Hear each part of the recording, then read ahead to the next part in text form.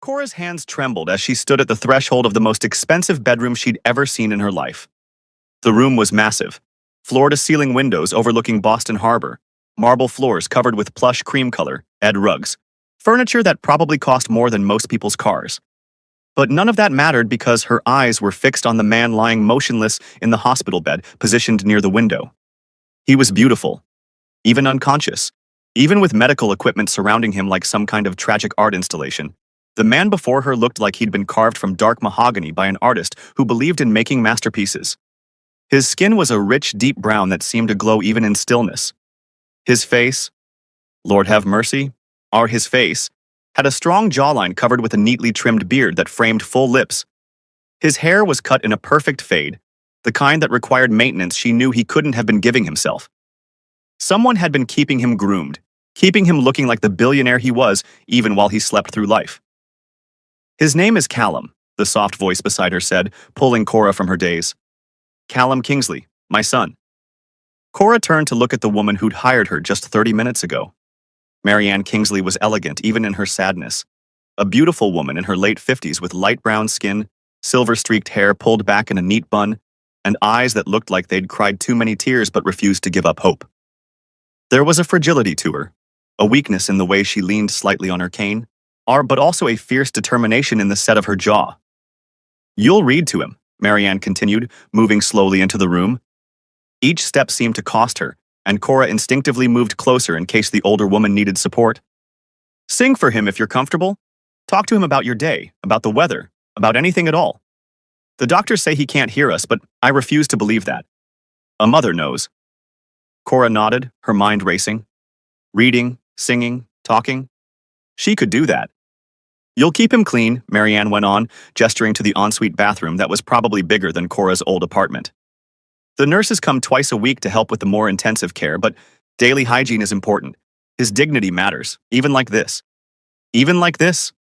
The words hung in the air, heavy with grief. You'll monitor his vitals, Marianne said, pointing to the machines. Write down any changes, no matter how small. If anything seems wrong, you call me immediately. Not his wife, me. Do you understand? There was an edge to her voice when she mentioned the wife, something sharp and bitter that made Cora's investigative instincts tingle. I understand, Mrs. Kingsley, Cora said softly. The list is endless, really, Marianne admitted, her voice cracking slightly. But you seem like a smart girl, capable. There's something about you that tells me you can handle this. She turned to look at Cora with eyes that seemed to see straight through her. What did you say your name was again? Cora's heart stopped. This was the moment she'd been dreading since she walked through those mansion doors, on the moment where her carefully constructed lie either held up or fell apart. Cora, she said, keeping her voice steady even though her pulse was hammering. Cora Walter.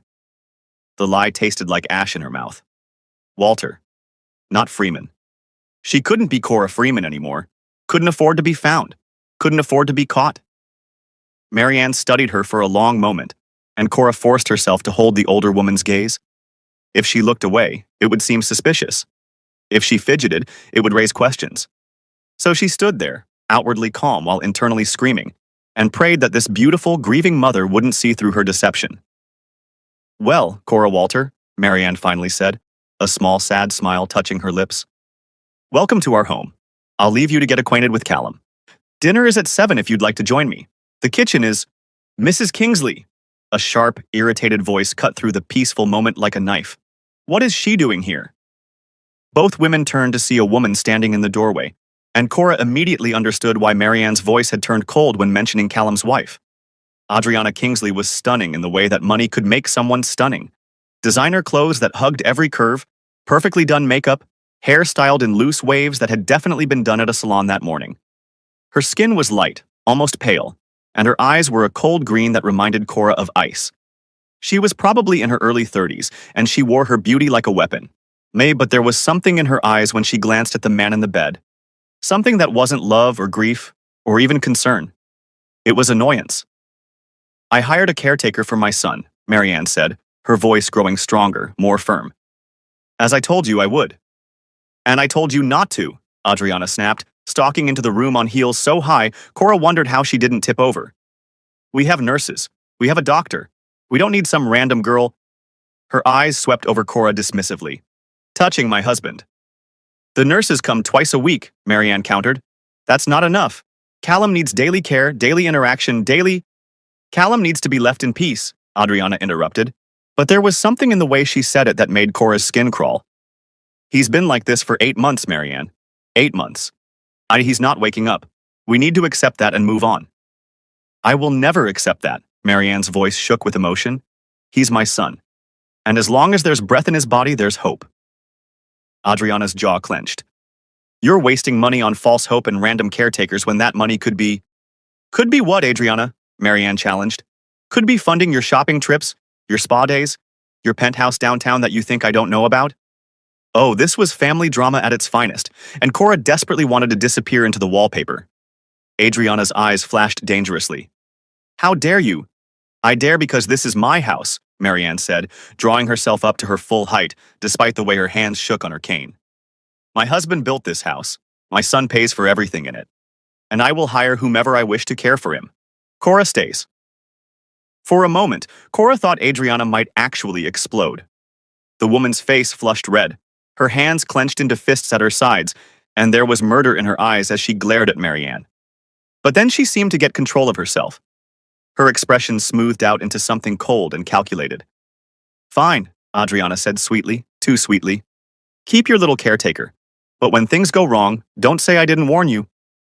Her eyes slid to Cora, and there was a promise in them. A threat. I'll be watching you, Cora Walter. Very closely. Then she turned on her expensive heels and left, the sound of her footsteps echoing down the hallway like gunshots. The silence she left behind was heavy. I'm sorry you had to witness that, Marianne said quietly. I'm suddenly looking exhausted. Adriana and I don't see eye to eye on much these days. It's okay, Mrs. Kingsley, Cora said, though her mind was spinning with everything she'd just observed. A wife who didn't want her husband to have a caretaker. A wife who seemed annoyed by hope that he might wake up. A wife who had a penthouse downtown separate from her comatose husband's mansion. Red flags. So many red flags. I should rest, Marianne said, touching Cora's arm gently. But thank you. For being here. For giving me hope that someone will actually care for my son the way he deserves. After Marianne left, Cora stood alone in the room with the sleeping prince. That's what he was, wasn't it? Like something out of a fairy tale. The beautiful prince cursed to sleep, waiting for something to wake him. Except this wasn't a fairy tale. This was real life. And Cora wasn't a princess. She was a runaway with a fake name, stolen documents hidden in her backpack, and a stepmother who'd sell her soul for $1 if she could find a buyer. Cora moved closer to Callum's bedside, studying him. He had to be in his early 30s, probably around 6'3" or 6'4", based on how long the bed seemed barely adequate for his frame. Even unconscious, even motionless, there was something powerful about him. Something that suggested this was a man who commanded rooms when he was awake, who made decisions that changed lives, who didn't accept failure. She pulled up a chair and sat down, unsure of what to say or do now that she was actually alone with him. 3 weeks ago, Cora had been working at a diner in South Boston, trying to save enough money to leave the country. The job had been terrible, long hours, terrible pay, handsy customers, but it had been something. 2 weeks ago, she'd been fired because the manager's wife had accused her of flirting with her husband. She hadn't been, of course. She'd literally just been doing her job, refilling his coffee and taking his order. But jealous wives didn't care about facts. 1 week ago, Cora had been down to her last $100, sleeping in a youth hostel that smelled like feet and regret, wondering if this was really what her life had become. Now she was here, in a mansion that looked like it should be in a magazine, taking care of a billionaire who couldn't even tell her if she was doing anything right. Life was strange. Really, really strange. But sitting here, looking at Callum's peaceful face, Cora felt something shift inside her. Maybe this was where she was supposed to be. Maybe this was the universe giving her a chance to do something good while she figured out how to take down Rochelle and reclaim everything that had been stolen from her. I don't know if you can hear me, Cora said softly, her voice barely above a whisper. But I'm going to take care of you. I promise. It was a small promise, made in a quiet room to a man who couldn't respond. But it was a promise nonetheless. And unlike the promises that had been broken in her own life, Cora intended to keep this one. Y'all, Cora is hiding something big and running from someone, and she just walked into a house where the wife is acting real suspicious. If you think Adriana is up to no good and want to see Cora expose her, drop a comment saying watch your back. I Adriana, and smash that subscribe button because this mystery is about to get dangerous. Hit that notification bell so you don't miss what happens when Cora discovers the truth. But how did a brilliant 20-year-old former medical student end up here, in this situation, with a fake name and a heart full of secrets? How had a beautiful young girl with a bright future ended up as a caretaker for an unconscious man she didn't know? To understand that, we need to go back 3 months earlier to where Cora's nightmare really began. 3 months earlier, Boston General Hospital. I'm sorry, Cora, the doctor said, his hand heavy on her shoulder. We did everything we could. Your father's heart just gave out. Cora stared at the white sheet covering her father's body, and she couldn't process it, couldn't make it make sense. Malcolm Freeman had been fine yesterday, laughing, joking, telling her about the property he'd bought as an investment, the one he was going to sell to make sure she finished medical school without debt. I've got it all planned out, baby girl, he'd said just 24 hours ago, his dark brown face creased with smile lines. You're going to be Dr. Cora Freeman. I'm going to make sure of it. Now he was gone, and standing behind Cora, dressed in black like she'd known this was coming, was her stepmother Rochelle. Rochelle Freeman was 42, beautiful in a hard kind of way. With light skin and blonde hair she swore was natural, but definitely wasn't. She'd married Cora's father 5 years ago, after Cora's real mother had died from cancer. At first, Cora had been grateful for the company her father had, or for the way Rochelle seemed to make him happy. She didn't know then that Rochelle was a snake waiting to strike. We should go, Rochelle said, her voice dry. No tears. No emotion. There are arrangements to make. The funeral was small. Malcolm Freeman had been a quiet man with few friends, and Rochelle made sure to keep it intimate, which Cora later realized meant keeping away anyone who might have actually cared. It was after the funeral, in the lawyer's office, that Cora's world truly fell apart. Your father left specific instructions, the lawyer, Mr. Patterson, an elderly white man with kind eyes, said, looking between Cora and Rochelle. He wanted to ensure Cora's education was fully funded. Of course, Rochelle said, dabbing at dry eyes with a tissue. He mentioned a property on Beacon Street, Mr. Patterson continued. Yeah, he wanted it sold, with the proceeds going directly to Cora's tuition and living expenses for medical school. Cora's heart lifted. Her father had remembered, had planned for her. I'm afraid I don't know what property you're referring to, Rochelle said smoothly. Malcolm never mentioned any property to me. Cora's head snapped toward her stepmother. What? He told me about it. He said it was all arranged. Your father was very sick toward the end, Rochelle interrupted, her voice syrupy with fake sympathy. He said a lot of things that didn't make sense. There is no property, sweetie. I would know. I was his wife. You're lying, Cora stood up, anger flooding through her. Cora, Mr. Patterson said gently, without documentation of this property, I can't.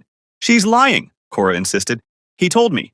He said, what your father said and what legally exists are two different things, Rochelle said coldly, dropping the sweet act now that the lawyer was clearly on her side.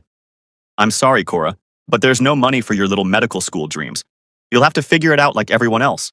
Get loans. Get a job. I had a scholarship, Cora's voice cracked. I just needed help with living expenses and books. He promised. He's dead, Rochelle said bluntly. Promises die with people. Cora lunged for her, but Mr. Patterson got between them. Ladies, please. That night, Cora lay in her childhood bedroom, the bedroom in the house her real mother had decorated, the house that should have been hers, and cried until she had no tears left. She'd have to drop out. Without her father's financial support, without that property money, she couldn't afford to continue. The scholarship covered tuition, but Boston was expensive. Books were expensive. Just existing was expensive. Everything she'd worked for, everything she'd dreamed of, was crumbling. At 2 a.m, unable to sleep, Cora went downstairs for water. That's when she heard it. Rochelle's voice, low and excited, coming from her father's study. Yes, baby, I know, Rochelle was saying. I know I promised we'd leave sooner, but I have to be careful. If I sell everything too quickly, people will ask questions. Cora froze in the hallway, holding her breath. The house alone is worth $1.2 million, Rochelle continued. And that Beacon Street property Malcolm stupidly told his daughter about? That's another $800,000. Once I sell both, we can relocate to Miami like we planned. We'll be set for life, Trevor. You and me, just like we always wanted. Trevor. Cora's blood ran cold. Trevor was Rochelle's brother, who'd been at the funeral. Except from the sound of this conversation, he definitely wasn't her brother. I don't care about the girl, Rochelle laughed, and the cruelty in her voice made Cora's stomach turn. She's 20 years old enough to figure out her own life. Malcolm was too soft with her anyway, always promising her the world. Well, now she'll learn how the real world works. More laughter, more planning, more talk of selling everything Malcolm Freeman had built and running away with her lover. Cora's grief transformed into rage. She crept to the study door and peered through the crack. Rochelle was at Malcolm's desk, papers spread out in front of her. Property deeds, bank statements, insurance documents.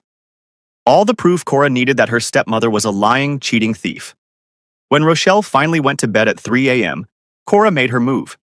She snuck into the study, her hands shaking, and gathered every document she could find. Property deeds, her father's will. Bank statements showing accounts Rochelle had already drained. Insurance policies, everything. She shoved them into her backpack, along with what little money she had saved, a few changes of clothes, and a picture of her real mother. Then Cora Freeman walked out of that house and never looked back. That was 3 months ago. 3 months of running, hiding, working terrible jobs under fake names, sleeping in hostels and shelters, and trying to figure out her next move. And then she'd seen the ad online. Seeking compassionate caretaker for home patient. Room and board provided. Generous salary. Immediate start. Discretion required. Room and board meant she wouldn't be homeless. Generous salary meant she could save money. Immediate start meant she could disappear into this job while she figured out how to take down Rochelle. She'd shown up to the interview as Cora Walter, with a fake work history and a desperate need for this job to work out. Now, sitting beside Callum's bed in this palace of a mansion, Cora realized she'd traded one complicated situation for another. She pulled out her phone and texted her only friend in the world. Cora. Kira, I got the job. But something's not right here. Kira. Not right how? Cora. The wife doesn't want me here, like, really doesn't want me here. Yeah, and she seems annoyed that there's hope he'll wake up. Kira. That's suspicious as hell. You think she wants him dead? Cora. I think she wants him to stay exactly as he is. The question is why? Kira. Be careful, see, you're already running from one nightmare. Don't walk into another. Cora. Too late, but I'll keep you posted. Cora looked at Callum's peaceful face, his chest rising and falling with mechanical regularity thanks to the equipment supporting him. She didn't know it then, but taking this job would change everything. Within days, she would discover secrets that would put her life in danger. Within weeks, she would become the only person standing between Callum and death. But right now, in this quiet moment, Cora was just a girl with a fake name, trying to survive long enough to reclaim what was stolen from her. She stood up and gently adjusted Callum's blanket, a gesture that felt oddly intimate for someone she'd just met. Your wife is definitely planning something, she said quietly. I don't know what yet, but I've seen that look before.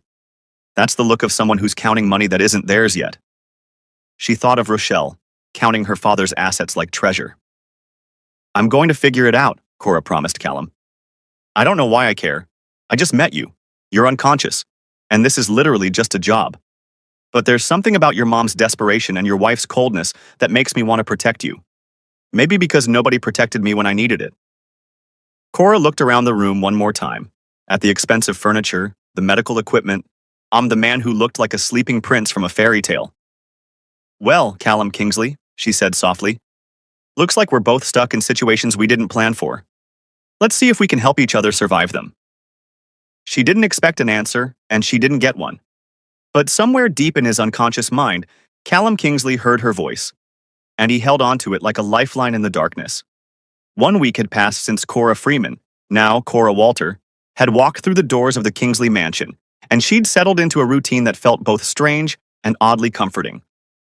Every morning at 7 a.m., she would enter Callum's room with a cup of coffee for herself and a sense of purpose she hadn't felt in months. She'd check his vitals first, writing down his heart rate, blood pressure, and oxygen levels. All the numbers that told her he was still alive, still fighting, even if he didn't know it. Then she'd talk to him. Good morning, Sleeping Beauty, Cora said on the 8th day, opening the curtains to let sunlight flood the room. Yes, I know you're technically a prince, not a princess, but you're beautiful enough that I think the nickname fits. She moved to his bedside and began the daily routine of checking his IV lines, making sure everything was flowing properly. So, today's news, Cora continued, adjusting his pillows. There's a huge storm coming to Boston. They're saying it might be the biggest one this year. Your mom is worried about the power going out, so she's having the generator checked. Very responsible of her. Callum, of course, didn't respond. But Cora had started to feel like maybe, just maybe, he could hear her somewhere deep in whatever darkness he was trapped in. Also, she went on, gently cleaning his face with a warm washcloth, I made the mistake of watching a cooking show last night, and now I'm craving Italian food. Specifically, that fancy pasta with the truffle oil. You know the kind rich people eat? Yeah, that. Your chef offered to make me whatever I want, which is insane. I've never had a chef before. I've barely had edible cafeteria food. She wiped his hands carefully, noticing how strong they were even in unconsciousness. These were hands that had built an empire, hands that had signed million-dollar deals, hands that had probably held the woman he loved. The thought of Adriana made Cora's jaw clench. In the past week, Cora had observed Adriana Kingsley very carefully. The woman barely visited her husband, maybe once every 3 days, and even then, only for a few minutes. She never touched him, never spoke to him with any warmth. She'd stand in the doorway like she was checking on a piece of furniture she owned, but didn't particularly care about, then leave. But she watched Cora constantly. Cora would feel Adriana's cold green eyes on her whenever she passed through the hallways. She'd catch Adriana standing outside Callum's room, listening. Once, she'd found Adriana going through her personal belongings in the small bedroom she'd been given adjacent to Callum's suite. Just making sure you're not stealing anything, Adriana had said with a sweet smile that didn't reach her eyes. Red flags everywhere. Your wife doesn't like me, Cora told Callum as she began the process of giving him a bed bath, maintaining his dignity with practiced efficiency. Her medical school training, even though incomplete, had taught her how to care for patients with respect. Which is fine, because I don't particularly like her either. There's something wrong about her, Callum. Something that makes my skin crawl. She worked in comfortable silence for a while, then grabbed the book she'd been reading to him, a thriller about a detective solving cold cases. Okay, where were we? Cora settled into her chair, flipping through pages. Ah, yes. Detective Morrison just discovered that the killer was actually the victim's twin brother. Very dramatic. Let's see what happens next. She read for an hour, doing different voices for different characters, getting so into the story that she almost forgot Callum couldn't respond to her commentary. Yup, I bet you think the twin theory is too obvious, she said, closing the book. You're probably the type who always figures out the ending before everyone else. Am I right? Nothing. Just the steady beep of the heart monitor. Cora sighed and stood up, stretching. She walked to the window and looked out at Boston Harbor, watching boats drift by in the distance. I miss school, she admitted quietly. I miss learning, miss feeling like I was working towards something important. Being a doctor was all I ever wanted, you know? My mom died when I was 12, cancer, and I couldn't do anything to help her. I just had to watch her fade away. That's when I decided I'd become a doctor. I'd learn how to save people.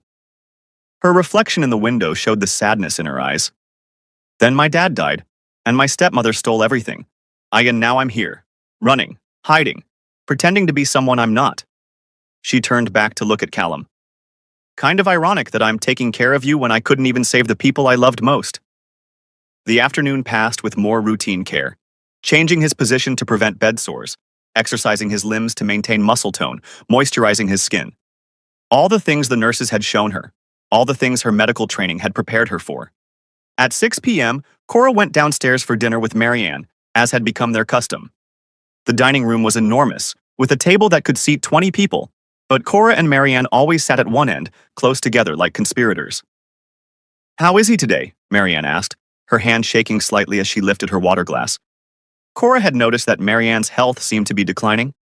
The older woman was thinner than she'd been a week ago, more tired, more frail. The same, Cora said gently. But same is good, same means stable. Marianne smiled sadly.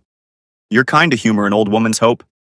It's not humor, Mrs. Kingsley, it's truth. As long as he's stable, there's a chance. Please call me Marianne. We're past formalities now. They ate in comfortable silence for a while, some kind of chicken dish that was so delicious Cora wanted to cry. She'd been living on ramen and hope for months. Real food felt like a luxury. May I ask you something personal? Marianne said suddenly. Cora's guard went up immediately. Of course. Why did you really take this job? The question hung in the air between them. Cora could lie. Should lie.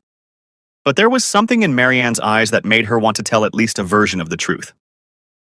I needed a place to stay, Cora said carefully. And I needed to feel useful again.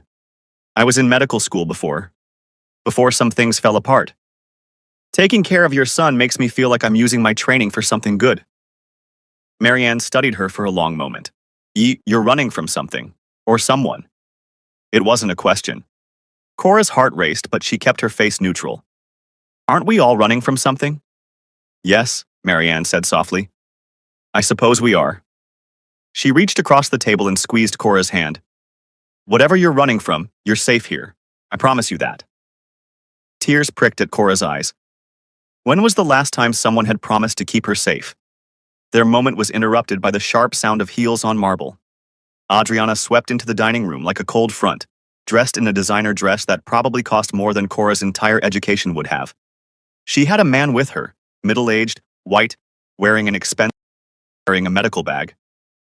Marianne, Adriana said, her voice dripping with false sweetness. Doctor, Bishop and I need to check on Callum. The nurses mentioned some anomalies in his readings. Cora's medical instincts went on alert. What kind of anomalies?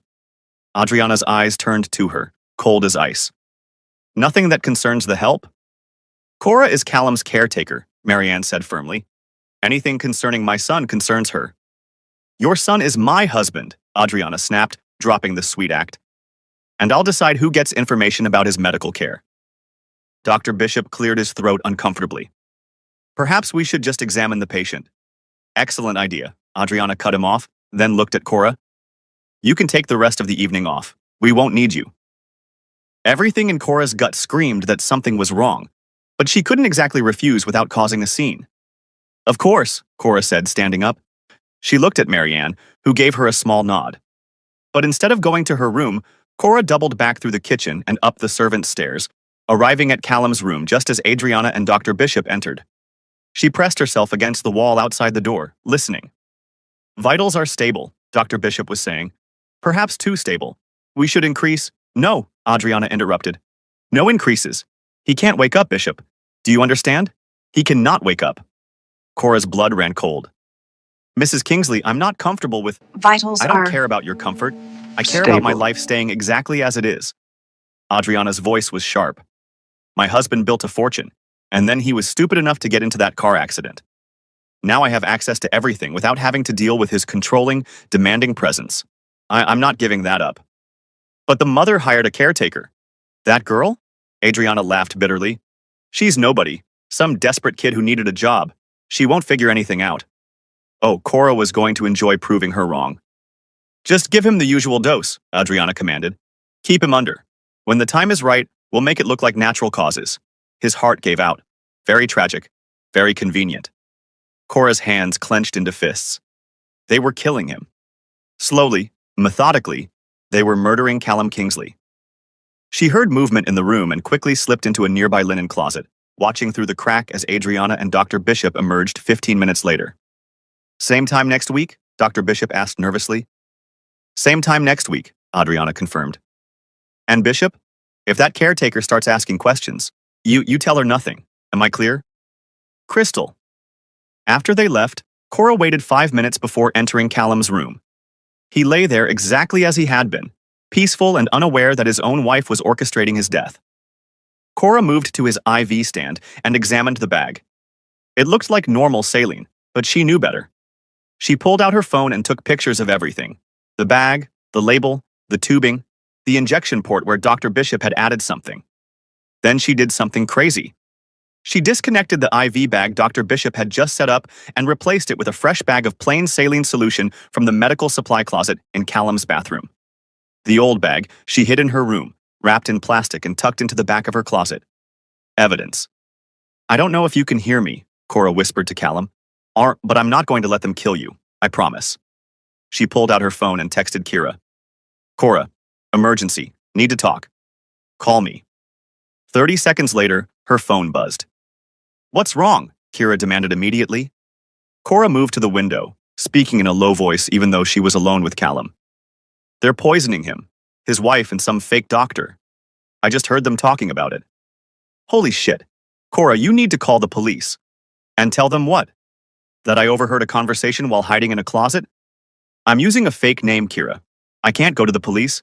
They'll investigate me, find out I'm Cora Freeman, find out about the stolen documents, and Rochelle will have me arrested. So what are you going to do?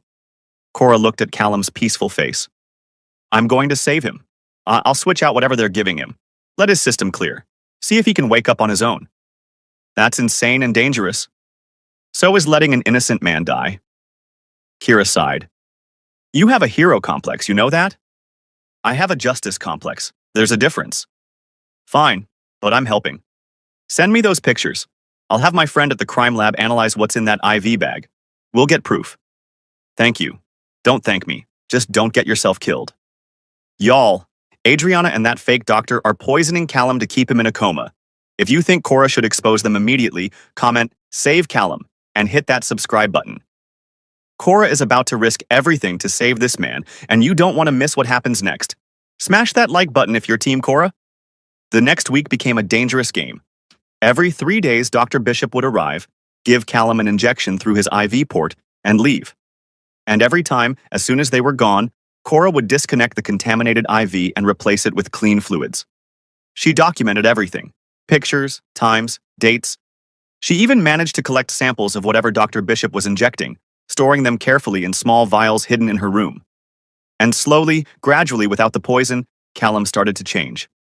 On day 3, his fingers twitched. On day 5, his eyes moved rapidly under his eyelids during what Cora recognized as REM sleep. His brain was becoming more active. On day 7, his hand actually closed around hers when she was checking his pulse. It was involuntary, probably just a reflex, but it made Cora's heart race with hope. Yo, you're fighting, she whispered to him. You're still in there, aren't you? Keep fighting, Callum. Please keep fighting. Marianne noticed the changes too. Is it my imagination? She asked one morning, tears in her eyes. Or is he looking better? He's looking better, Cora confirmed. I think his body is starting to heal. How is that possible when the doctors said, sometimes the body surprises us, Cora said carefully. She couldn't tell Marianne the truth yet. Not until she had solid proof. Not until she could protect both of them from Adriana's wrath. But Adriana noticed the changes too, and she wasn't happy about it. On the 10th day, she stormed into Callum's room while Cora was reading to him. What are you doing to him? Adriana demanded. Cora looked up calmly from her book. Reading. It's called cognitive stimulation. Would you like to join us? Don't play games with me, girl. Dr. Bishop says his brain activity is increasing. That shouldn't be happening. Isn't that a good thing? Cora asked innocently. Don't you want your husband to wake up? Adriana's mask slipped for just a second, and Cora saw pure hatred flash across her face. Of course I do, Adriana said, recovering quickly. I just don't want false hope. I don't want his mother getting her hopes up only to have them crushed. How considerate of you. The sarcasm in Cora's voice made Adriana's eyes narrow. You're awfully bold for someone who's just the help. I'm bold for someone who actually cares about her patient. You've been here 2 weeks. Don't pretend you care about him. Cora stood up, meeting Adriana's gaze directly. I've been here 2 weeks and I've spent more time with him than you have in 8 months. So yeah, I care. Maybe not the way a wife should care, but I care. Adriana stepped closer, her voice dropping to a dangerous whisper. Watch yourself, Cora Walter. You don't know who you're dealing with. I could say the same to you. They stood there in a silent battle of wills until Adriana finally turned and walked out, her heels clicking angrily on the marble floor. Cora's hands were shaking, but she felt victorious. Your wife really doesn't like me, she told Callum, sitting back down. But the feeling is extremely mutual, so we're even. That evening, Cora was in the hallway outside Callum's room when she heard raised voices. She moved quietly toward the sound and found Adriana and Marianne in the sitting room adjacent to the main staircase. You need to fire that caretaker, Adriana was saying, her voice tight with anger.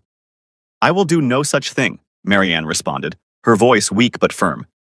She's filling your head with false hope, Marianne. Callum is not getting better. He's been in a coma for 8 months. He's not waking up. His brain activity is increasing. Brain activity means nothing. The doctors have been clear. He's essentially brain dead. We're just prolonging the inevitable.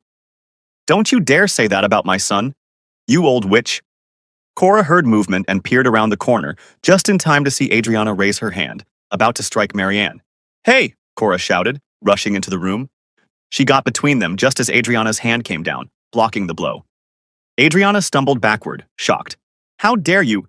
How dare you? Cora shot back, her voice shaking with rage. She's a sick elderly woman and you were about to hit her. This is none of your business. It became my business the second you tried to assault someone I care about. Marianne was crying now, leaning heavily on her cane. Please, both of you, stop. Stay away from her, Cora warned Adriana. Stay away from Callum. Stay away from both of them, or I swear. You'll what? Adriana challenged. You're nobody. You have no power here. I could fire you right now. No, you couldn't, Marianne said, her voice suddenly strong. Because I'm the one who hired her, and I'm the only one who can fire her. And Cora is staying. Adriana's face flushed red with fury. You're both going to regret this. I promise you. She was cut off by a gasp from Marianne. The older woman was staring past them, her eyes wide, her hand covering her mouth. Cora turned to follow her gaze. Callum's door was open, visible from where they stood. And through that open door they could see his hand, the hand that had been motionless for 8 months, moving. His fingers were flexing, curling, uncurling. Oh my God, Marianne breathed. Oh my God, he moved. She rushed toward his room as fast as her frail body would allow, Cora right behind her. They stood at Callum's bedside, watching in awe as his fingers continued to move. Small movements, subtle, but definitely purposeful. My baby, Marianne sobbed, clutching his hand. My sweet boy. You're still fighting. Adriana appeared in the doorway, her face pale. That's not possible. It's happening, Cora said, watching Callum's vitals on the monitor. His heart rate was elevated, his brain waves were active. This wasn't just a reflex, this was real progress. Marianne turned to Cora, tears streaming down her face. She grabbed Cora's hands, gripping them with surprising strength. Promise me, Marianne said desperately. Promise me you'll never leave his side. No matter what Adriana does, no matter what happens, promise me you'll stay with my son. Cora looked into Marianne's pleading eyes and saw a mother's desperate love, a mother's fierce hope. I promise, Cora said firmly. I promise I won't leave him. She can't promise that, Adriana interjected from the doorway. She's an employee. Yeah, she can be dismissed. Over my dead body, Marianne said, turning to face her daughter-in-law. Cora stays. That's final. Adriana's eyes darted between Marianne, Cora, and Callum's moving hand. Cora could practically see the wheels turning in her head, could see her recalculating, replanning. Fine, Adriana said finally, her voice eerily calm. If you'll excuse me, I need to call Dr. Bishop. He should know about this development. She left, and Cora felt a chill run down her spine. That was the voice of someone who'd just made a decision. A dangerous decision. Marianne, Cora said gently, you should rest. This has been a stressful evening. I don't want to leave him. I'll be right here, I promise. I'll call you immediately if anything changes. Reluctantly, Marianne agreed, leaning on Cora as they walked to the door. Thank you, Marianne whispered. Thank you for giving me hope. Thank you for caring about my son. He's easy to care about, Cora said honestly. After Marianne left, Cora returned to Callum's bedside and took his hand, the hand that had just moved. You're coming back, she said softly. You're fighting your way back to consciousness, and that terrifies your wife. Which means I need to be more careful. Which means you need to wake up soon, Callum. Because I don't know how long I can protect you on my own. She sat with him for hours, watching, waiting, hoping. Around midnight, she finally dozed off in the chair beside his bed, her hand still holding his. She woke at 3 a.m. to the sound of footsteps in the hallway. Soft footsteps. Sneaking footsteps. Cora's eyes shot open and she sat perfectly still, listening. The footsteps stopped outside Callum's door. Cora quickly but silently moved to hide behind the privacy screen near the bathroom, her heart pounding. Then the door handle turned slowly, quietly, and the door opened. Adriana Kingsley stepped into the room, wearing a silk robe, her hair down, her face set in determined lines. She moved to Callum's bedside and stood there for a long moment, just looking at him. Then she reached for the pillow beside his head. Cora's entire body went cold as she realized what Adriana was about to do. This wasn't about poison anymore. This wasn't about waiting for him to slowly fade away. Adriana was going to smother him. Right here, right now. Cora's mind raced as she watched Adriana lift the pillow from beside Callum's head. She had maybe 3 seconds to act. 3 seconds before Adriana pressed that pillow over Callum's face and ended his life. But if Cora burst out now, alone, what would happen? Adriana could claim she was just adjusting his pillows. It would be Cora's word against hers. And Cora was the one using a fake name, the one with secrets to hide. She needed a witness. As Adriana raised the pillow higher, Cora made a split-second decision. She pulled out her phone and hit the emergency button, the one that would send an alert to both Kira and 911 with her location. Then she opened her mouth and screamed at the top of her lungs. "Marianne! Help! Marianne!" Adriana spun around, the pillow still in her hands, her eyes wide with shock and fury. Marianne!" Cora screamed again, bursting out from behind the screen. "Call 911. She heard doors opening, footsteps running. Or Adriana dropped the pillow and lunged for Cora. "You stupid little..." Cora dodged, years of dodging her stepmother's anger making her quick. She grabbed a table lamp, wielding it like a weapon. "Stay back," Cora warned. "You have no idea what you've done," Adriana hissed, her beautiful face twisted with rage. "No idea who you're messing with." "What's happening?" Marianne's voice came from the doorway, frightened and confused. She was in her nightgown, leaning heavily on her cane, her eyes wide. "She was trying to kill him," Cora said, pointing at Adriana. "I saw her. She was about to smother him with that pillow." "That's insane." Adriana's demeanor changed instantly, her voice becoming small and frightened. "Marianne, I came to check on Callum and this girl attacked me. She's been acting strange for days. I think she's mentally unstable."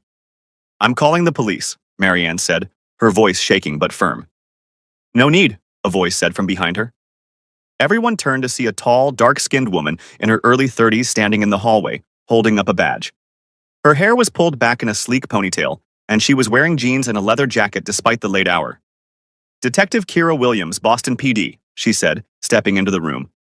"I got an emergency alert from this location." Cora had never been happier to see her best friend in her entire life. "Detective, thank God," Adriana said, immediately switching tactics. Her voice became tearful, desperate. "This caretaker has been acting erratically. I came to check on my husband and she attacked me. I started screaming." "Is that why you were holding a pillow over his face?" Kira asked calmly. Adriana's face went pale. "I wasn't..." "The room has a security camera," Kira said, pointing to a small device in the corner that Cora hadn't even noticed. "Mrs. Kingsley Sr. had it installed last week. Didn't she tell you?" Cora looked at Marianne, who had the tiniest smile on her face despite her fear. "I may be old," Marianne said softly, "but I'm not stupid. I knew something was wrong. I just needed proof." Adriana's mask completely fell away. The scared, tearful wife disappeared, replaced by something cold and vicious. "Fine," she said flatly. "You want the truth?" "Yes, I was going to kill him. Should have done it months ago instead of playing the long game with Bishop's drugs." "So you admit to conspiracy to murder," Kira said. "I'm pulling out handcuffs." "I admit to being smart," Adriana spat. "That accident should have killed him. When it didn't, I saw an opportunity. All the money, all the power, none of his controlling, demanding presence. It was perfect." "Until he started getting better," Marianne said, her voice trembling with anger and pain. "Until she showed up," Adriana corrected, glaring at Cora with pure hatred. "Little Miss Hero, ruining everything I'd built." But before Adriana could say another word, a sound came from the bed that made everyone freeze. A gasp. Deep, rattling, desperate. All eyes turned to Callum. His chest was heaving, his eyes moving rapidly beneath closed lids. His hands clutched at the sheets, his whole body going rigid. "Callum?" Marianne whispered, dropping her cane as she rushed toward him. And then, like something out of a dream, Callum Kingsley's eyes snapped open. They were dark brown, almost black, and they were wild with confusion and rage. His gaze swept the room, landing on each person, processing, calculating. When his eyes found Adriana, still standing there with guilt written across her face, Cora watched his expression transform. Even coming out of an 8-month coma, weakened and disoriented, there was something absolutely terrifying in the way Callum looked at his wife. It was the look of a man who understood exactly what had been done to him. His jaw clenched, his hands fisted in the sheets. And when he spoke, his voice was a rasp that sent chills down Cora's spine. "You." Just that one word, but it carried the weight of 8 months of betrayal. Adriana took a step back, suddenly looking afraid. Then Callum's eyes moved to his mother, and the rage melted into something softer. Relief. Love. His lips moved, but no more sound came out. Finally, his gaze landed on Cora, and the world seemed to stop. Their eyes locked, and Cora felt like he could see everything, every secret, every fear, and every moment she'd spent sitting beside him talking to his unconscious form. Something passed between them in that look. Something profound and terrifying and electric. Recognition, maybe. Or destiny. Then his eyes rolled back and he collapsed against the pillows, unconscious again. "No!" Marianne cried out. "It's okay," Cora said, rushing to check his vitals even as her hands shook. "His body is exhausted. That level of consciousness after 8 months, it's traumatic. He needs rest, but he's okay. His heart rate is strong, breathing is stable. He's going to be okay." Sirens wailed outside as more police arrived. The next hour was chaos. Adriana being arrested despite her screaming threats. Dr. Bishop being picked up at his home in Cambridge. Paramedics arriving to transport Callum to Boston General Hospital. Through it all, Cora stayed by Callum's side, holding his hand, monitoring his vitals, refusing to leave him even when the paramedics said family only. "She is family," Marianne declared, and that was that. 6 weeks later. The private room at Boston General was nothing like the mansion bedroom where Cora had spent weeks caring for Callum. It was clinical, sterile, filled with monitoring equipment and the constant beeping of machines. But it was also filled with flowers, arrangements sent by business associates, board members, and people Callum had apparently helped over the years. Cora visited every day, even though she wasn't his caretaker anymore. Even though she had no official reason to be there. She just couldn't stay away. Callum's recovery had been slow and frustrating. He'd wake for a few minutes, speak a few words, or then drift back into exhausted sleep. His body was healing, but it was taking time. The doctors said it was normal, expected, that he'd probably make a full recovery but needed patience. Patience had never been Callum's strong suit. Cora learned this on the day he finally stayed conscious for more than an hour. She was reading in the chair beside his bed when she heard him stir. She looked up to find his dark eyes open and focused, watching her. "Hi," she said softly, setting down her book. "How long?" His voice was still rough, scratchy from disuse. 6 weeks since you woke up the first time. You've been drifting in and out." He processed this, his jaw tightening. "My company? Your COO Jerome has been handling everything. He comes by every few days to update you, even though you're usually asleep." "Adriana?" "In jail awaiting trial. Dr. Bishop turned on her, made a deal. She's looking at 25 to life for attempted murder and conspiracy." Something savage and satisfied flashed in his eyes. "Good." He tried to sit up and immediately grimaced in pain. "Easy," Cora said, moving to help him. "Your muscles have atrophied. Everything is going to hurt for a while." "I hate this," he growled, but he let her help him adjust the bed. "I know. I'm weak, useless. You're recovering. There's a difference." He looked at her then, really looked at her, and Cora felt pinned by the intensity of his gaze. "You're the one who was there? In the room? I heard your voice." Cora's heart raced. "The doctor said hearing familiar voices can help. You read to me. I'm some terrible thriller with a ridiculous plot."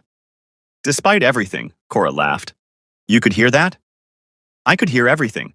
You talked to me about your day, about the weather, about missing medical school." His eyes narrowed slightly. "About running from someone."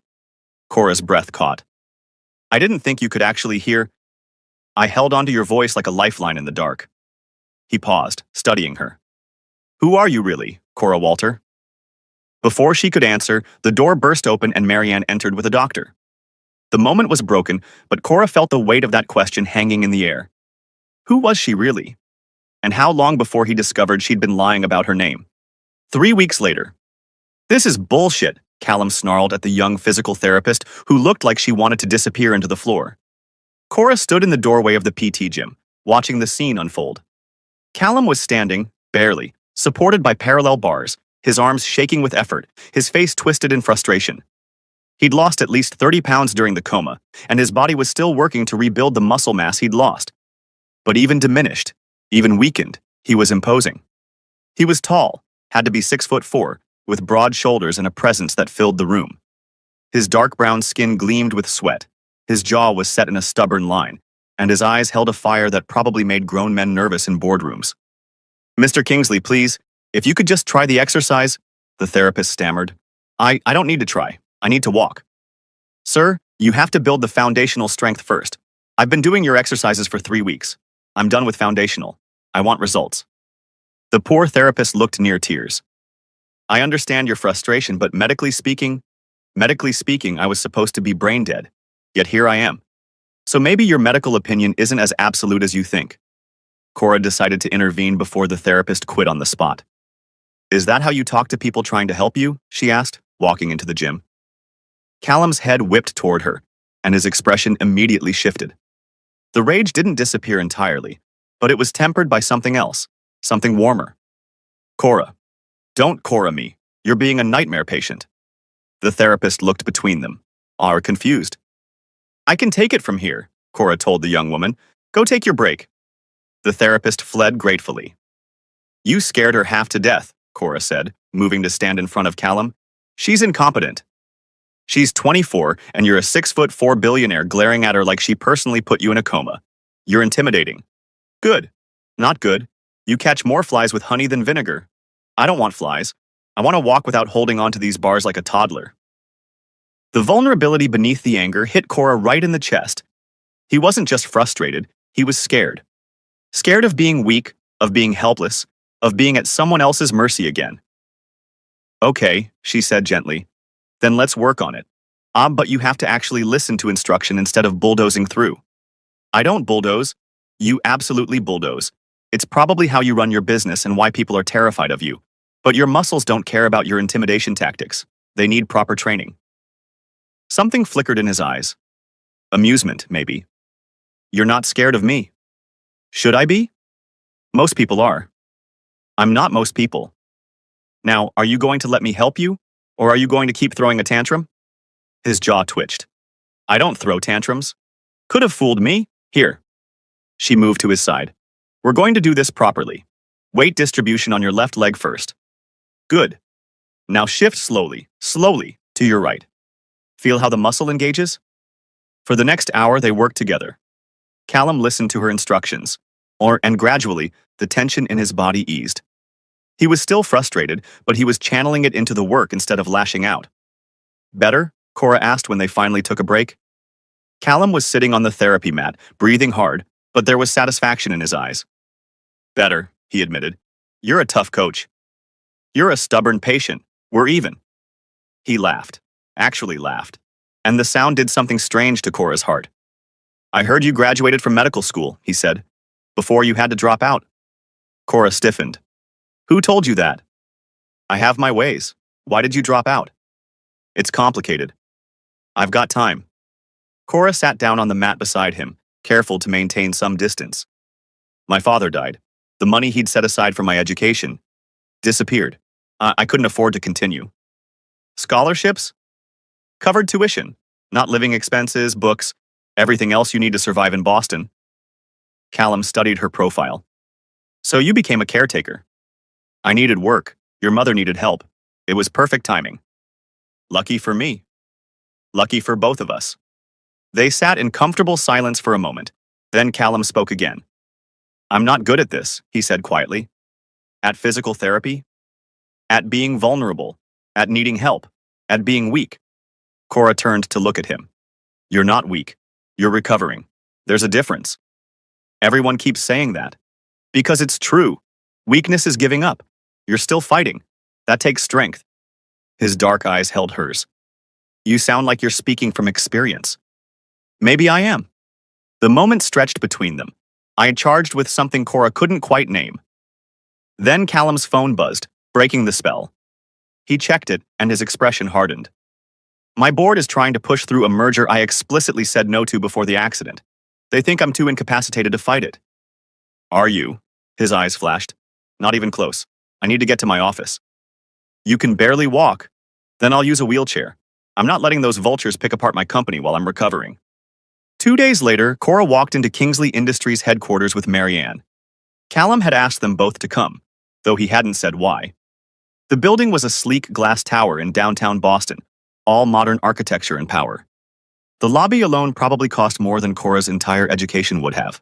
So they were escorted to the top floor, executive level, and into a massive boardroom where about 20 people in expensive suits were gathered. At the head of the table, in a wheelchair but sitting straight and commanding, was Callum. He was wearing a three-piece suit that probably cost $5,000. His hair was freshly cut, his beard perfectly groomed. And even in a wheelchair, even still recovering, he looked every inch the powerful CEO. The temperature in the room seemed to drop when he spoke. "Gentlemen, ladies." His voice was cold, controlled. "I understand there's been some confusion about who's running this company." "Callum," an older white man said nervously, "we didn't expect you to be well enough to attend. Clearly, since you scheduled this vote on the Meridian merger for today. A merger I explicitly rejected 8 months ago. We thought, given your condition, my condition is recovering. My mind is sharp. My authority is intact. And this merger is dead. Does anyone have a problem with that?" The silence was deafening. Cora watched in fascination as Callum systematically dismantled every argument, every justification, every attempt to question his leadership. He was brilliant and ruthless and absolutely terrifying. This was a different man than the frustrated patient in the PT gym. This was Callum Kingsley, billionaire CEO, and he was reminding everyone in this room exactly who was in charge. When it was over, the board members filed out quickly, not meeting anyone's eyes. Only Cora, Marianne, and Jerome, Callum's COO and best friend, remained. "That was brutal," Jerome said, grinning. I missed brutal Callum." "They tried to take advantage," Callum said, his voice losing some of its ice now that it was just them. "I don't tolerate that." "Clearly," Cora said. He looked at her, and some of the hardness left his expression. "Did I scare you? Should I be scared? Most people are. We've established I'm not most people." Jerome looked between them with interest. "Is this the famous caretaker?" "Dr. Cora Walter," Marianne introduced. "The woman who saved my son's life." "Cora, this is Jerome Mitchell, Callum's best friend and COO." Jerome was tall, dark-skinned, and handsome, with an easy smile that suggested he was the yang to Callum's yin. "So you're the miracle worker," Jerome said, shaking her hand. "Cal hasn't shut up about you." "Jerome," Callum warned. "What?" "It's true. Cora said this. Cora thinks that. Cora's helping me with physical therapy. I was starting to think you made her up." Cora felt her cheeks heat. "I just did my job. Your job was caretaker. Saving his life from a murderous wife was above and beyond." "Speaking of which," Callum said, "the DA called. Adriana's trial is set for 3 months from now. They want me to testify." "Will you be ready?" Marianne asked worriedly. "I'll be there in this wheelchair if I have to," Callum said firmly. "She's not getting away with what she did." Over the next month, Cora watched Callum transform. In physical therapy, he was driven and focused, working twice as hard as any other patient. Within 6 weeks, he'd graduated from wheelchair to walker to cane.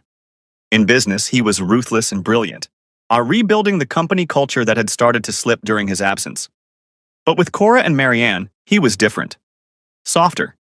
He'd joke with them over dinner, laugh at Cora's stories about terrible hospital coffee, listen to his mother reminisce about his childhood. It was like watching 2 different people inhabit the same body. "Does it ever get exhausting?" Cora asked him one evening as they sat on the terrace of his penthouse. He'd been released from the hospital 2 weeks ago and was living at home with round-the-clock nursing care. But he'd invited Cora to dinner, and somehow they'd ended up talking until the sun set over Boston Harbor. Does what get exhausting? Being 2 different people, the ruthless CEO and the man who laughs at his mother's terrible jokes. Callum was quiet for a moment, swirling the whiskey in his glass. "The ruthless CEO keeps my company running and my enemies at bay. The other version, that's reserved for people I trust." "And you trust me?" He looked at her, his dark eyes intense in the fading light. "You saved my life. You stayed when you didn't have to. You pushed me when I wanted to give up." "Yeah, Cora, I trust you." "I haven't been entirely honest with you," Cora blurted out before she could stop herself. His expression didn't change. "About what?" "My name isn't really Walter, it's Freeman. Cora Freeman. I used a fake surname when I applied for the caretaker job because I was hiding from someone." "Your stepmother." Cora's eyes widened. "How did you—" "I had you investigated," Callum said bluntly. "About 2 weeks after I woke up. I'd standard procedure for anyone who has access to my private life." "You—" You knew I was lying this whole time? I knew Cora Walter didn't exist before 3 months ago. I knew there was a Cora Freeman who dropped out of Boston Medical College. I knew about your father's death, your stepmother's fraud, the documents you took. I know everything. Cora stood up, anger and embarrassment flooding through her. So this whole time you've been testing me? Watching to see if I'd tell you the truth? No? Callum stood too, leaning on his cane. I've been waiting for you to trust me enough to tell me yourself. That's manipulative. That's giving you the space to be honest on your terms. He stepped closer. You had your reasons for the fake name. I understood that. I didn't care about your name, Cora. I cared about who you are. And who you are is someone brave and kind and brilliant who saved my life and asked for nothing in return. I lied to you. You protected yourself. There's a difference. They stood there in the twilight, facing each other, and Cora felt tears sting her eyes. I was so scared you'd hate me, she whispered. I could never hate you, Callum said softly. But I need you to know something. The man I am with you, the one who's not ruthless, not cold, that's the real me. The version I thought I'd lost until I heard your voice in the darkness pulling me back.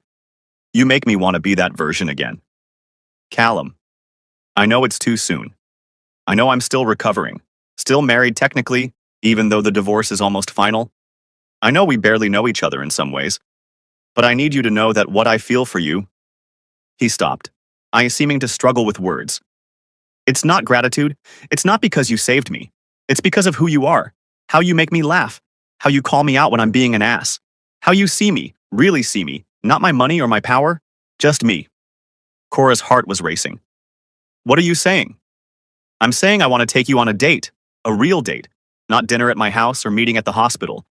I want to court you properly, Cora Freeman, if you'll let me.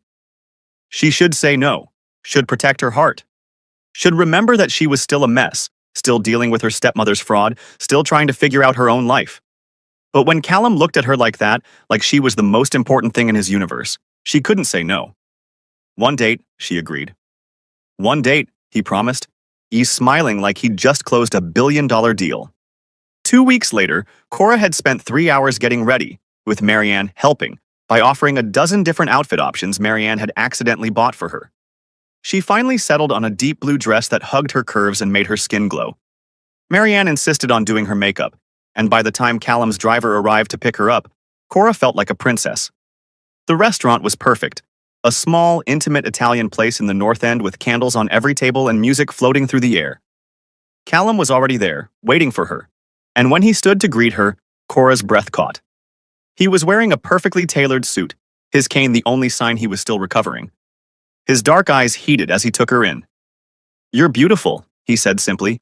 You clean up pretty well yourself.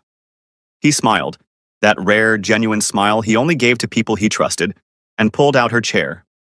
The dinner was perfect. They talked about everything. His childhood growing up with pressure to succeed, her memories of her mother, their dreams for the future. Callum told her about building his company from the ground up, about the mistakes he'd made, the lessons he'd learned. I was engaged before Adriana, he admitted. College sweetheart. She left me when I was starting out, said I was too focused on work. She was right. I put business before everything. With Adriana, I thought I'd learned my lesson, but really, I just found someone who cared about my money more than me. That must have hurt. It did. But it also taught me that love isn't supposed to be a transaction. It's supposed to be a partnership. Cora shared her own story, how her mother's death had inspired her to become a doctor, how losing her father had devastated her, how Rochelle's betrayal had made her question everything. I was so angry, she admitted, at my dad for marrying her, at myself for not seeing what she was, at the world for being so unfair. Are you still angry? Sometimes, but mostly I'm just tired of running. Callum reached across the table and took her hand. Then stop running, fight, take her to court, get back what's yours. I don't have the money for lawyers. I do. Let me help you. Callum, I can't ask you to. You're not asking. I'm offering. You saved my life, Cora. Let me help you reclaim yours.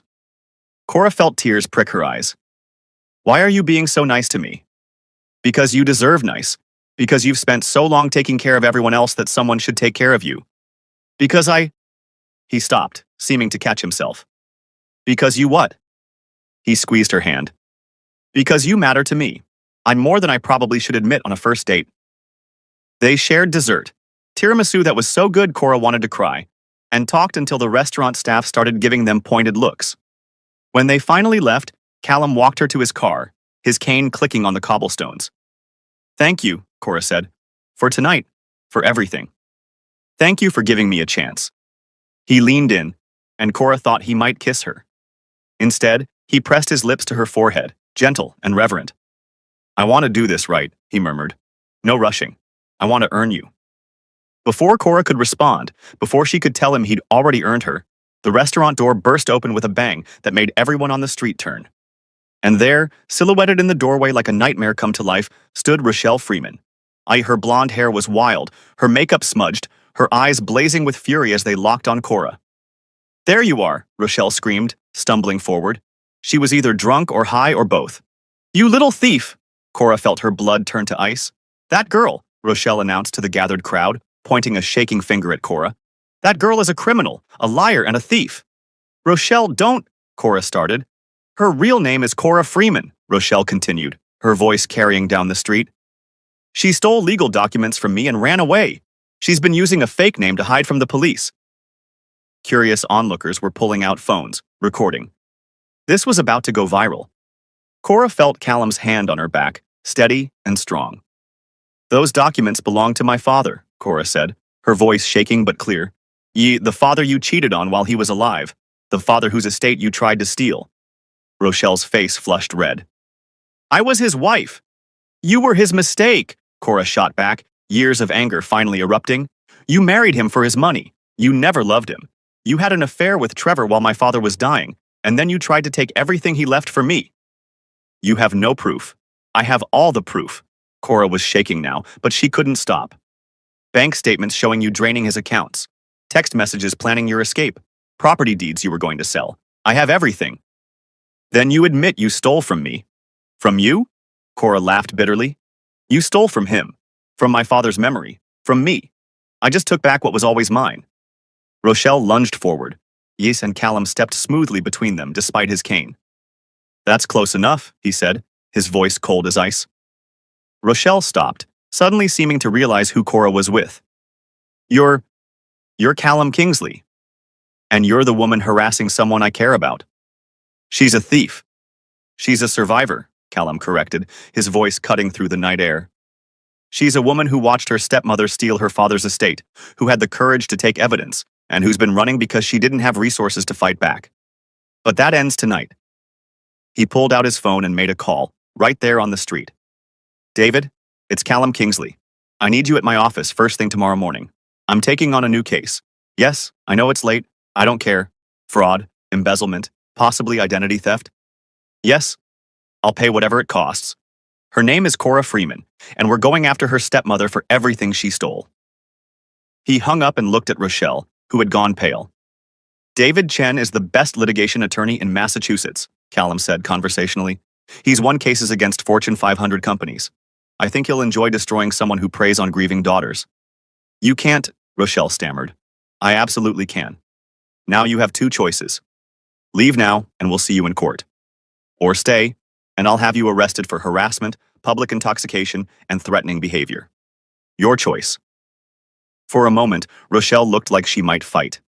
But then she saw the steel in Callum's eyes, the protective way he stood in front of Cora, and something in her seemed to break. "This isn't over," she muttered. "Yeah, and it is," Callum said. "You just don't know it yet." Rochelle stumbled away into the night, and gradually the crowd dispersed. Cora stood there, shaking, adrenaline crashing through her system, and suddenly she was crying. Great, heaving sobs that she couldn't control. Callum pulled her into his arms, holding her tight despite his cane. "I've got you," he murmured into her hair. "I've got you, and I'm not letting go." "I'm sorry," Cora sobbed. "I'm so sorry. I ruined our date. Everyone saw. It's going to be all over the internet. I don't care about any of that. Are you okay?" "I don't know. I've been running for so long and I'm just so tired." "Then stop running. Fight. And let me fight with you." Cora pulled back to look at him, this powerful man who'd chosen to stand beside her. "Why are you doing this? You barely know me." "I know enough," Callum said, wiping her tears with his thumbs. "I know you're brave. I know you're loyal. I know you stayed with me when you didn't have to. I know you make me laugh and make me want to be better. And I know that I'm falling for you, Cora Freeman. Hard and fast and completely. Callum, you don't have to say it back. It's too soon, I know. But I needed you to know that this isn't gratitude or obligation. This is real. You're real. And I'm going to help you take back everything that was stolen from you. Cora stood on her toes and kissed him. A chaste brush of lips against his cheeks. It was soft and sweet and full of promise, and she pulled away. They were both smiling. Thank you, she whispered. Always. Y'all! Callum just declared war on Rochelle and confessed his feelings for Cora in the same night. If you're living for this protective billionaire energy, comment Team Callum and smash that subscribe button. Hit that like if you can't wait to see Rochelle get what she deserves. Don't miss the finale where everything comes together. 3 months later, the law offices of Chen and Associates occupied the entire 40th floor of a downtown Boston skyscraper, and Cora had never felt more out of place in her life. She sat in a conference room with windows overlooking the harbor, surrounded by lawyers in expensive suits, and tried not to panic. Callum sat beside her, his hand covering hers under the table.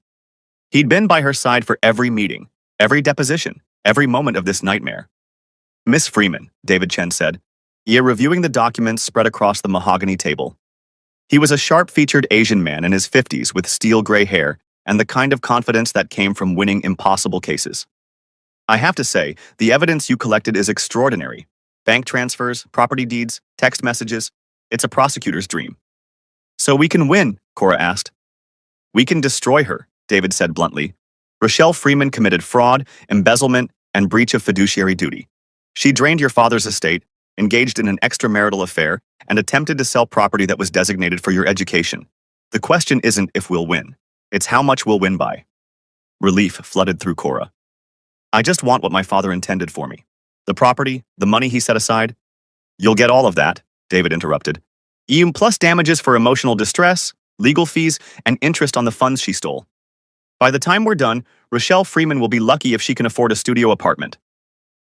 Cora looked at Callum, who squeezed her hand. When do we go to court? She asked. 2 weeks, David said. And Miss Freeman, you need to prepare yourself. Rochelle's lawyers are going to come at you hard. They'll paint you as an ungrateful daughter, a thief, someone who abandoned her grieving stepmother. It's going to get ugly. Let them try, Callum said, his voice cold. Cora has the truth on her side. After the meeting, Callum and Cora walked through Boston Common, enjoying the late spring sunshine. Callum had made a full recovery. No more cane, no more weakness. He was back to running his company with an iron fist, but he still made time for her. Our dinners, walks, quiet evenings on his terrace. They hadn't defined what they were, hadn't put a label on it. But Cora knew she was falling for him, and he had admitted to doing the same. Terrified, Cora admitted.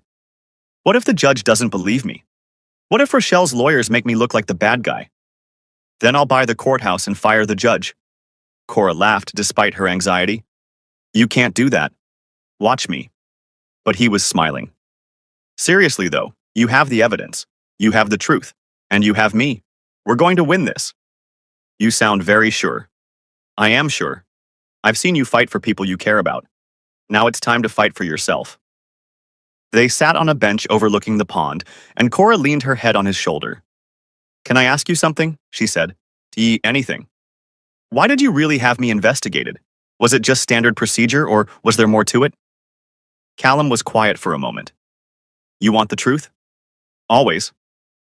I woke up from that coma, and the first thing I felt was rage at Adriana. The second thing was confusion about where I was. But the third thing, he paused. The third thing was this overwhelming need to find the woman whose voice I'd heard in the darkness. The woman who'd kept me fighting. He turned to look at her. When I found out it was you, this beautiful, brilliant woman who'd saved my life and asked for nothing, I needed to know everything. Not because I didn't trust you, but because I was already falling for you and I needed to know if I was crazy. Cora's heart skipped.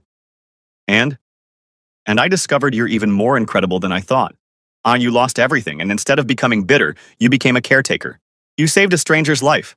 You fought for my mother when Adriana tried to hurt her. You're extraordinary, Cora Freeman. I'm really not. You are. And one day, you're going to believe it. 2 weeks later, Cora sat in Suffolk County Court, her hands clasped tightly in her lap. The courtroom was smaller than she'd expected from TV shows. Wood paneling, fluorescent lights, uncomfortable benches. But the judge looked fair, and that's what mattered. Rochelle sat across the aisle with her lawyers, dressed conservatively, her makeup subdued. She looked like a grieving widow, not a scheming thief. All rise for the Honorable Judge Patricia Morrison. The trial began. Rochelle's lawyers went first, painting a picture of a devoted wife who'd married Malcolm Freeman and cared for him until his death. They portrayed Cora as an ungrateful stepdaughter who'd stolen important documents and disappeared. Miss Freeman abandoned her grieving stepmother, Rochelle's lawyer said smoothly. She broke into Mrs. Freeman's home office, stole private documents, and fled in the night. This isn't about inheritance, it's about theft. Then it was David Chen's turn. He was methodical and devastating. He presented bank records showing Rochelle had drained Malcolm's accounts within days of his death. He showed property deeds that proved Malcolm had designated the Beacon Street property specifically for Cora's education. He played recordings of phone calls between Rochelle and Trevor, planning their escape to Miami. "Ladies and gentlemen," David said, his voice ringing through the courtroom. "This isn't a case about a grieving widow. This is a case about a con artist who married a kind man for his money, engaged in an affair while he was alive, and tried to steal his daughter's inheritance the moment he died." He called Cora to the stand. She was terrified, her hands shaking as she placed them on the Bible and swore to tell the truth. "Miss Freeman," David said gently, "tell us about your father." And Cora did. She talked about Malcolm Freeman, his kindness, his dreams for her, his excitement about her medical career. She talked about the property he'd bought specifically to sell for her education, about his promises that she'd never have to worry about money. "And after he died?" David prompted. "Rochelle told me the property didn't exist, that my father's promises were delusions from a sick man. She said I'd have to get loans like everyone else. But you overheard something that contradicted that story?" Cora nodded, then described the night she'd heard Rochelle on the phone with Trevor, planning to sell everything and disappear. Rochelle's lawyer cross-examined her aggressively. "Isn't it true, Miss Freeman, that you resented your stepmother from the beginning?" "No." "Isn't it true that you saw her as a replacement for your mother and treated her with hostility?" "No. I was grateful my father had found companionship." "Then why steal from her?" "I didn't steal from her. I took evidence of her theft." Breaking into someone's office and taking documents without permission is theft. It was my father's office, in my father's house. Those were my father's documents about my inheritance. The lawyer tried to rattle her, but Cora held firm. She'd lived through too much to be intimidated by legal maneuvering. When Callum was called as a character witness, Rochelle's lawyer tried to discredit him. "Mr. Kingsley, isn't it true that you only met Miss Freeman because she was your employee?" "She was my caretaker, yes." "And she was paid for that position?" "Yes." "So this relationship began as a transactional arrangement?" Callum's eyes turned cold, that CEO look that made grown men nervous. "My relationship with Miss Freeman began when she saved my life from my wife, who was trying to murder me. She discovered the plot, gathered evidence, and risked her own safety to protect me. That's not a transaction. Or that's heroism. But you're romantically involved with her now, correct?" "I am." "So you're not exactly an unbiased witness." "I'm biased toward justice, and toward protecting someone who's been victimized by a con artist." "Objection," Rochelle's lawyer shouted. "Sustained," the judge said. "Mr. Kingsley, please refrain from editorializing." But the damage was done.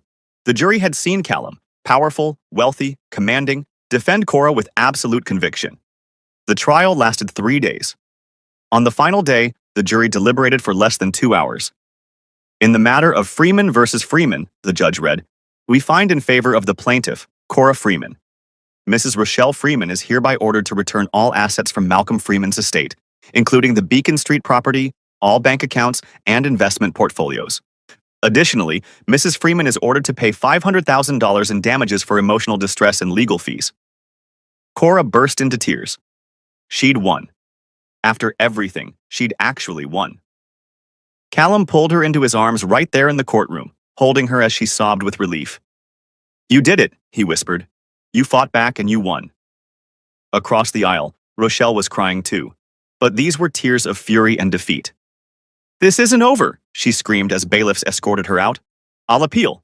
I'll fight this." "Good luck with that," David Chen said calmly. "You'll lose."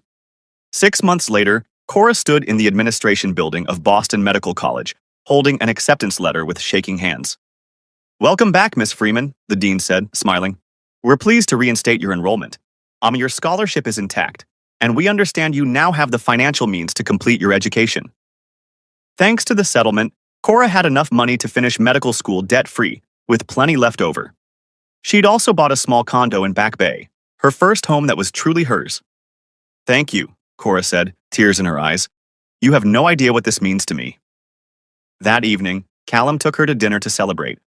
They'd been officially dating for 6 months now, and Cora had never been happier. He was everything she'd never known she wanted.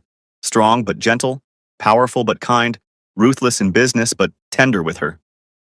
I'm proud of you, Callum said, raising his glass. Dr. Freeman has a nice ring to it. I'm not a doctor yet. 2 more years of medical school, then residency. You'll get there. Yeah, and I'll be cheering you on every step. Even when I'm too exhausted to string a sentence together?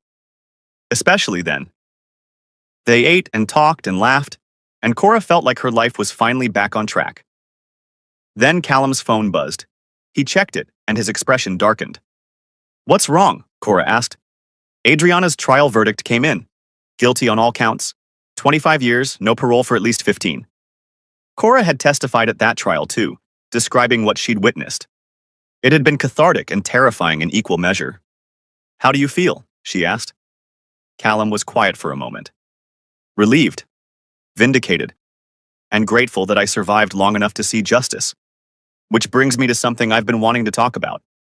Cora's heart started racing. What? You're starting medical school in 2 months. It's going to be demanding, exhausting, all-consuming. I know that.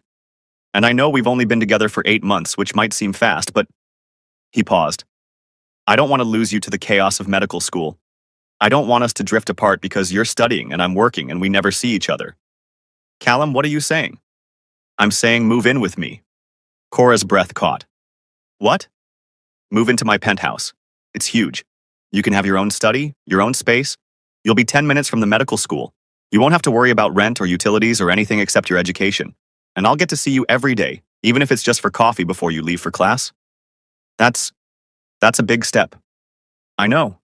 And if you're not ready, I understand. But Cora, I'm all in with you. I want a future with you. I want to come home to you. I want to support your dreams the way you supported my recovery. Cora looked at this incredible man who'd stood by her through everything, who'd helped her reclaim her life, who made her feel safe and cherished and seen. Okay, she said. Okay? Yes. I'll move in with you. Callum's face broke into the biggest smile she'd ever seen. He stood up, pulled her out of her chair, and kissed her right there in the middle of the restaurant. People applauded. Cora laughed against his lips. You're making a scene. I don't care. You just made me the happiest man in Boston. 2 years later, medical school was every bit as brutal as Cora had expected. There were days she studied for 16 hours straight. Days she came home exhausted and fell asleep in her clothes. And days she questioned whether she could actually do this. But Callum was there for all of it. He'd leave her coffee and breakfast before he went to work. He'd text her encouragement during her hardest exams. He'd rub her shoulders when she was stressed and hold her when she cried from exhaustion. He never complained when she was too tired for date nights. Never made her feel guilty for prioritizing her education. He just supported her, completely and unconditionally. Marianne had moved into a guest suite in the penthouse after a health scare, and the 3 of them had become a real family. Marianne loved Cora like a daughter, was constantly telling Callum he'd better not mess this up, and spent her days knitting baby clothes for when you two finally give me grandchildren. Mom, we're not even engaged, Callum would say. Sai, whose fault is that? Marianne would reply. Cora pretended not to notice these conversations, but secretly, she wondered the same thing. They'd been together for 2.5 years. Living together for 2. They were partners in every sense of the word. But Callum had never mentioned marriage. Maybe he didn't believe in it after Adriana. Maybe he was happy with how things were. Maybe she should just be grateful for what they had instead of wanting more. Then came the night everything changed. It was Cora's birthday, her 25th, and Callum had planned something special. Wear something nice, was all he'd told her. And trust me. She wore a black dress that hugged her curves, did her makeup carefully, and found Callum waiting in the living room in a perfectly tailored suit. You look stunning, he said, his dark eyes heating as he took her in. You look pretty good yourself. Where are we going? You'll see. The car drove them to Boston Harbor, where a yacht was waiting. Callum, what? Just trust me. They boarded the yacht, which was decorated with fairy lights and flowers. Soft music played from hidden speakers, and the whole deck had been set up for an intimate dinner. This is incredible, Cora breathed. You're incredible. This is just trying to match your energy. They ate and talked as the yacht sailed around the harbor, the Boston skyline glittering in the distance. I can't believe I'm almost through with medical school, Cora said. Sometimes it feels like yesterday that I was sleeping in that hostel, wondering how I'd survive. Look how far you've come. We've come, Cora corrected. I couldn't have done any of this without you. You could have. You're the strongest person I know. But I'm honored I got to be part of your journey. After dinner, Callum led her to the bow of the yacht. Close your eyes, he said. Why? Just do it. Cora closed her eyes, her heart racing. She heard movement, heard Callum's sharp intake of breath, and then, okay, open them. She opened her eyes and gasped. Callum was on one knee, holding a small velvet box with a ring that caught the moonlight and sparkled like captured stars. Cora Freeman, he said, his voice steady but his eyes shining with emotion. 3 years ago, I was trapped in darkness. Literally and figuratively. I'd been betrayed by someone I trusted, poisoned by my own wife, left for dead. And then I heard your voice. You talked to me, read to me, refused to give up on me. You pulled me back to life. Tears were already streaming down Cora's face. But this isn't about gratitude, Callum continued. This is about love. Real, deep, forever love. You're my best friend, my partner. The person who calls me out when I'm being an ass and supports me when I'm struggling. You're brilliant and brave and beautiful, and every day with you is better than the day before. He opened the box, revealing a stunning diamond ring. Callum, Cora sobbed. I know you have more months of medical school, then residency, and your career is just beginning. I know our lives are complicated and busy, but I don't want to wait anymore. I want to be your husband,